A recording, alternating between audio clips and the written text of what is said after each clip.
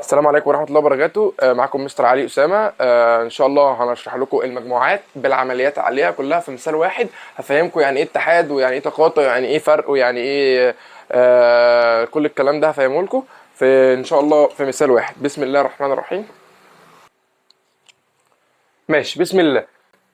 هو دلوقتي بيقول لك المجموعات. إيه المجموعة دي؟ أنا قلت لك قبل كده إن المجموعة هي دي الرمز بتاعها. المجموعة دي هي حاجة شايلة مجموعه من الارقام او من الرموز او ايا كان اللي جواها، هي شايله حاجات جواها. الحاجات دي ما بتتكررش، يعني ما ينفعش يكون في مجموعه جواها واحد وواحد واثنين وثلاثه واثنين. لا حضرتك، دي ملهاش كده لازمه ودي ملهاش كده لازمه. هي بتبقى هي جواها واحد واثنين وثلاثه. اتفقنا؟ اعتقد كده ايه، اتفقنا بالنسبه دي للمجموعات. حلو، يبقى المجموعه ما ينفعش يكون حاجه متكرره جواها، بيكون فيها ايا كان اللي موجود جواها مش فارقه. طيب يعني ايه تقاطع؟ تقاطع الحاجه المشتركه. والله ايه المشترك بينك وما بين اخوك؟ ان انتوا مثلا طوال زي بعض. ايه المشترك بينك وما بين صاحبك؟ ان انتوا مثلا معاكم فلوس كتير. ده التقاطع. يعني ايه اتحاد؟ اتحاد دي لما نجمع الحاجات، حاجه من هنا وحاجه من هنا، ندمجهم مع بعض. يعني والله لو جمعت الفلوس اللي معاك ومع اخوك هيبقوا كام؟ انا معايا 3 جنيه وهو معاه 2 جنيه، انا هيبقى معايا 5 جنيه. حلو. حلو، يبقى ده الاتحاد. الاتحاد احنا بنجمع الحاجات مع بعض تبقى في حاجه واحده. التقاطع احنا بناخد بس المشترك. يعني انا معايا مثلا جنيه ومعايا نص ومعايا 5 جنيه، واخويا معاه جنيه ومعاه 10 جنيه. يبقى انا دلوقتي لو قلت تقاطع، انا معايا جنيه وهو معاه جنيه، يبقى التقاطع ما بيننا الجنيه. طب لو قلت اتحاد، يبقى جنيه والنص والخمسه والعشره والجنيه التاني اللي مع اخويا. تمام تمام. الفرق الحاجه اللي عندي ومش عند اخويا. والله انا عندي تليفون ايفون واخويا عنده ما عندوش تليفون ايفون، يبقى انا عندي ايفون وهو ما عندوش ايفون. حلو كده. طب ايه الفرق اخويا عني؟ ان اخويا مثلا معاه تليفون سامسونج وانا مش معايا تليفون سامسونج. بس تعالى نوضح الكلام ده بقى ايه في سور الرياض. هو بيقول لك س تقاطع صاد، ادي س وادي صاد. ايه الحاجات اللي مشتركه في س ومشتركه في صاد؟ والله الواحد مشترك لا، طب الاثنين مشترك لا، طب الثلاثه مشترك اه، طب الاربعه مشترك اه. يبقى انت تقوم قايل له التقاطع هوبا، تعمل له علامه المجموعه وتقول له التقاطع الواحد لا، اثنين لا، تقوم انت كاتب له الثلاثه ليه؟ لانها موجوده هنا موجوده هنا، وتكتب له الاربعه. شكرا، ادي التقاطع.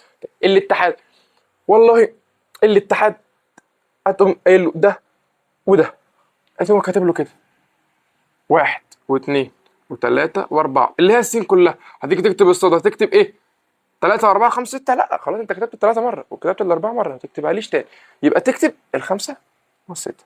أو عادي هتقوم كاتب 3 مثلا وأربعة، هتقوم إيه ده؟ تيجي تراجع تقول 1 2 3 4 5 6 3 4 تاني. لا والله مستر علي قال لي إن ما ينفعش يبقى المجموع فيه رقمين متكررين أو أي حاجتين شبه بعض، يبقى أنا هقف عند الخمسة والستة وهقفلها. حلو حلو. طيب س فرق صاد، دي علامة التقاطع طبعا، دي علامة الاتحاد ودي علامة الفرق. حلو كده. حلو. طيب س فرق صاد.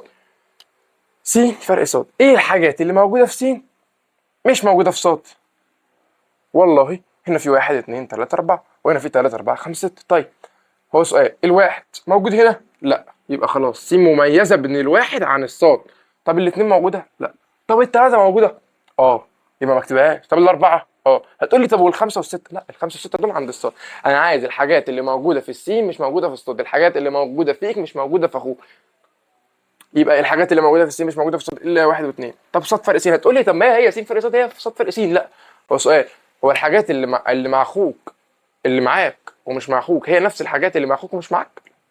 انا معايا حاجه، انا معايا عربيه وهو مش معهوش عربيه، هو معاه كاميرا انا مش معايا كاميرا مثلا. يبقى هنا قصاد فرق السين، هشوف هنا الثلاثه موجوده، اه دي موجوده، يبقى انا خلاص ماليش علاقه بيها. الاربعه موجوده، موجوده، يبقى انا برضو ماليش علاقه بيها. طب الخمسه والسته مش موجودين. اذا يبقى س فرق الصاد واحد واثنين، وصاد فرق السين بخمسه وسته. ليه؟ لان الارقام دي موجوده في السين ومش موجوده في الصاد، والارقام دي موجوده في الصاد ومش موجوده في السين. يبقى الخلاصه التقاطع ده هو حاجتين من الاخر. بيقول لك حاجتين اهم، هات لي الحاجات المشتركه ما بينهم. شويه ارقام 3 و5 و7، وشويه ارقام ثانيه 8 و9 و6 و5 و7. تقوم انت قايل له ايه المشترك؟ والله 5 و7. الاتحاد جمع لي كله على بعضه، بس الحاجات اللي متكرره ما تكررليش. فرق السين فرق الصاد، الحاجات اللي موجوده في السين مش موجوده في الصاد، الحاجات اللي موجوده في السين مش موجوده في الصاد، الحاجات اللي موجوده في السين مش موجوده في الصاد. طب في صاد فرق سين، الحاجات اللي موجوده في الصاد مش موجوده في السين. اظن الموضوع كده ايه بسيط. يبقى عندنا حاجه صغيره، حاجه اسمها الجزئيه وحاجه اسمها التنتمي او غير جزئيه او لا تنتمي. حلو كده. طيب ايه علامه الجزئيه وايه الكلام ده كله؟ بص يا صاحبي، ايه الفرق طيب ما بين جزئيه وتنتمي؟ جزئيه دي بتبقى في المجموعات، تنتمي برانا دلوقتي مش مهم، مش هنقولها في الفيديو.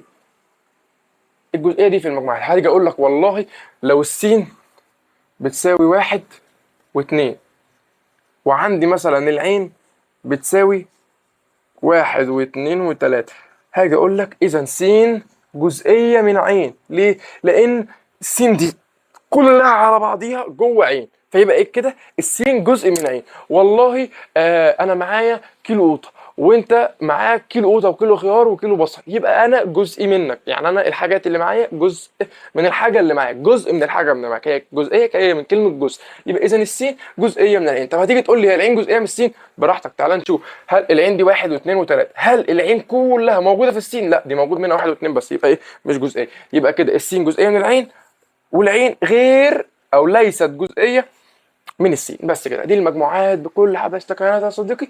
اظن انت كده فهمتها. ماشي، انت كده فهمت يعني ايه مجموعات. تعال اقول لك بقى نربطها بالدرس بتاع النهارده. انا هاجي اقول لك كل ده كده، هو مش س في ص دي يعتبر كأنها مجموعه جديده؟ اضربها لي في عين. فين عين؟ عند عين اللي هي دي. حلو حلو، خلاص. س تقاطع ص اضربها لي كده في عين. دي 3 و4، هتضربها لي في عين. اكننا بنقول ايه؟ هنسمي س تقاطع ص دي اي حاجه، هنسميها ب، وهنضربها في عين عادي، ضرب ديكارتي عادي. هتقوم حاطط لي كده الب دي 3 و4. حلو كده. هتضربها في العين اللي هي 2 و5. هتقوم قايل لي والله اهي بتدينا مجموعة جديدة 3 و2 و3 و5 و4 و2 و4 و5. بس تعالى، لو انا جيت قلت لك اضرب لي دي في العين، هتقوم عامل ايه؟ هتقوم قايل لي 1 2 3 4 5 6. هتقوم شايل ال3 وال4 دي، تكتب لي مكانها 1 2 3 4 5 6، تضربها لي في العين. هتديني دي، هتقوم شايل ال3 وال4 وحاطط ال1 و2، شايل ال3 وال4 وحاطط ال5 و6. بسيط. انت من الاخر بتتعامل ان الحاجات الجديده دي هي مجموعه جديده، سميها اي حاجه. اقول لك حاجه، سميها خالد عادي، اضرب خالد ضرب ديكارتي مع عين وطلعها عادي جدا. بسيط الموضوع، ايه؟ بسيط جدا. انت كده رجعت لك على المجموعات وربطتها لك بدرس النهارده. لو اي حد عنده حاجه، جروب التليجرام عندك، خش ابعت لنا اسالنا وهنعين عليك. ربنا يكرمكم ويوفقكم ان شاء الله. السلام عليكم.